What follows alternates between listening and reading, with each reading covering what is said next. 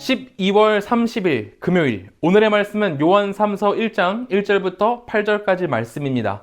우리 함께 봉독하도록 하겠습니다. 장로인 나는 사랑하는 가이오 곧 내가 참으로 사랑하는 자에게 편지하노라. 사랑하는 자여, 내 영혼이 잘됨같이 내가 범사에 잘되고 강건하기를 내가 간구하노라.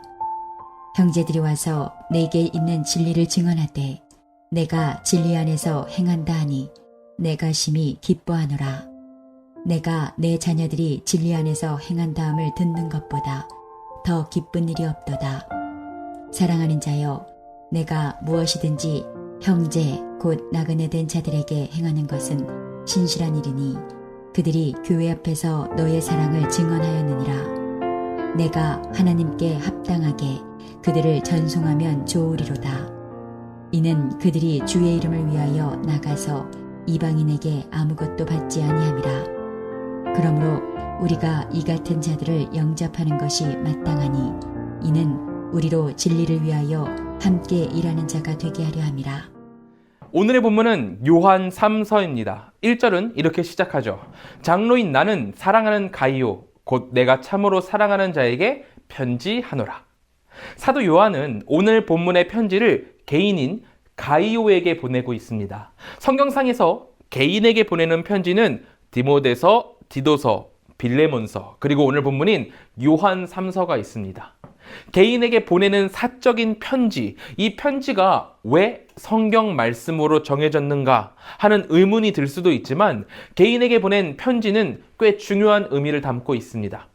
편지를 보내기 어려운 시대인 만큼 개인에게 편지를 썼다는 건 그만큼 중요한 사건을 담고 있다는 이야기고, 그 편지를 받는 개인의 사건, 그 개인의 사건에 맞춰서 구체적이고 적절하며 바른 대응을 하는 걸 보고 배우게 되거든요. 또한 성경의 저자들이 자신의 사랑하는 제자 혹은 동역자에게 어떻게 대하는지를 보면서 우리가 공동체원들에게 어떻게 대해야 하고 관계를 어떻게 맺어야 하는지를 보고 배우게 되는 겁니다.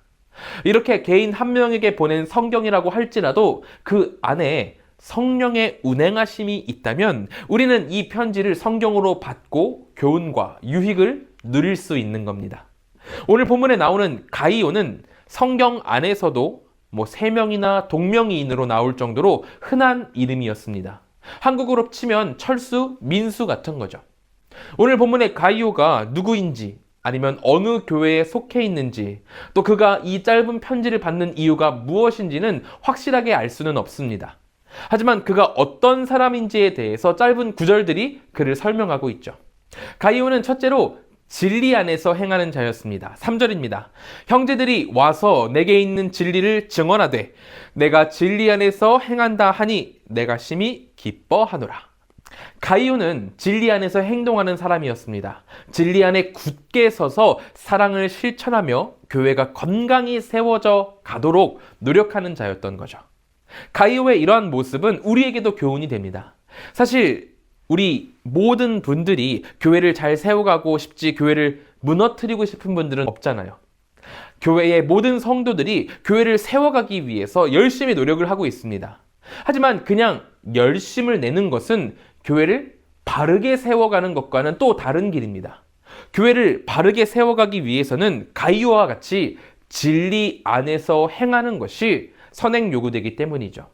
수많은 교회들이 열심히 교회를 세워갔습니다. 프로그램을 쓰기도 하고 상업적 방법론을 가지고 와서 세우려고 노력을 했었죠. 하지만 그러한 방법들만 고수한다면 결국에는 부작용을 낳아서 무너지는 결과를 초래할 뿐입니다. 우리에게 가장 중요한 것은 진리 안에서 하나님의 말씀대로 기초를 다지고 그 위에 방법론을 얹어야 하는 것이죠. 단지 열심만 내는 것이 아니라 진리 안에서 행하며 하나님의 방법대로 나아가는 우리 모두가 되어야 한다는 겁니다. 가이오가 어떤 자인지 나타내는 두 번째입니다. 두 번째는 그는 나그네를 받아주는 사람이라는 겁니다.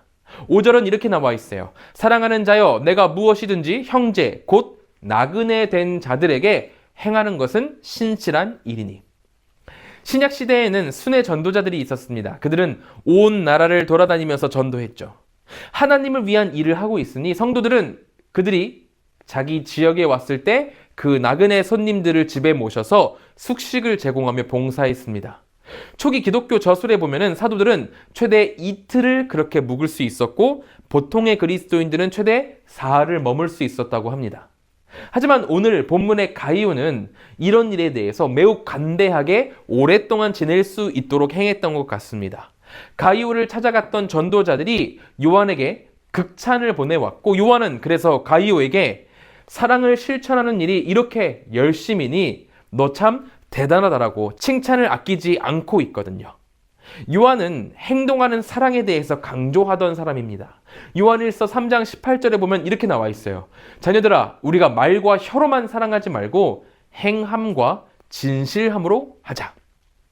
요한은 분명했습니다. 사랑은 입과 머리에만 머무는 것이 아니라 행동으로, 실천으로 드러나야 한다는 것을 분명하게 했죠.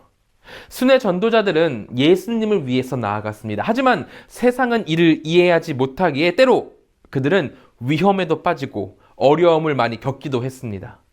어느 시대보다 순회 전도자의 헌신이 중요한 시대였기 때문에 요한은 이들을 섬기고 보호하는 것에 모든 성도들이 동참하여 사랑을 실천하길 바랬습니다.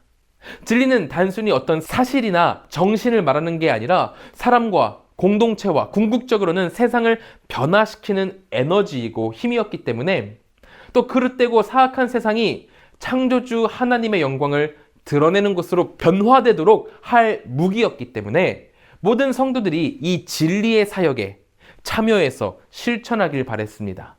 이것을 가장 잘 드러낼 수 있는 것이 순회 전도자를 섬기는 일이었던 거고요. 그래서 요한은 이 사랑과 진리를 실천하는 가이오를 칭찬했던 겁니다. 우리도 이것을 기억했으면 좋겠습니다. 공동체 안에 우리의 도움이 필요한 자가 있다면 그를 가족과 같이 생각하고 한 몸으로 받아들여서 그의 필요를 기쁘게 채워주는 우리가 되어야 할 것입니다. 누군가를 환대하고 섬기는 일은 동정이나 자선에 그치는 것이 아니라 주님이 주신 은총이기 때문이죠. 오늘 이 아침 함께 기도하는 우리 모든 성도님들에게 사랑과 진리의 실천이라는 귀한 열매가 있길 바랍니다. 우리가 그렇게 사랑과 진리를 실천하며 행할 때 하나님의 나라가 우리 한가람 공동체 가운데 임하게 될 줄로 믿습니다. 우리 안에 큰 기쁨이 넘치도록 채워질 줄로 믿습니다. 이것을 기억하며 함께 기도하도록 하겠습니다. 이 시간 우리 함께 기도하실 때에는 첫째로 사랑과 진리를 실천하며 살아가는 우리가 되도록 기도해 주시기 바랍니다. 둘째로는 한국과 세계를 위해서 기도하겠습니다. 코로나와 사회, 경제, 문화, 정치, 전쟁 이 모든 것 가운데 주님의 회복이 임하길 기도해 주시기 바랍니다. 셋째로는 태국의 김건용, 김동숙 선교사님을 위해서 기도하겠습니다. CGT 교단 신학교와 교회 지도자 훈련을 주님이 주시는 능력으로 잘 감당할 수 있도록 또한 불이람 지역 선교부 어린이들의 마음속에 복음의 씨앗이 자라나도록 또한 선교사님께서 영육간의 강건함으로 사역 잘 감당하시도록 기도해 주시기 바랍니다. 우리 함께 기도하도록 하겠습니다.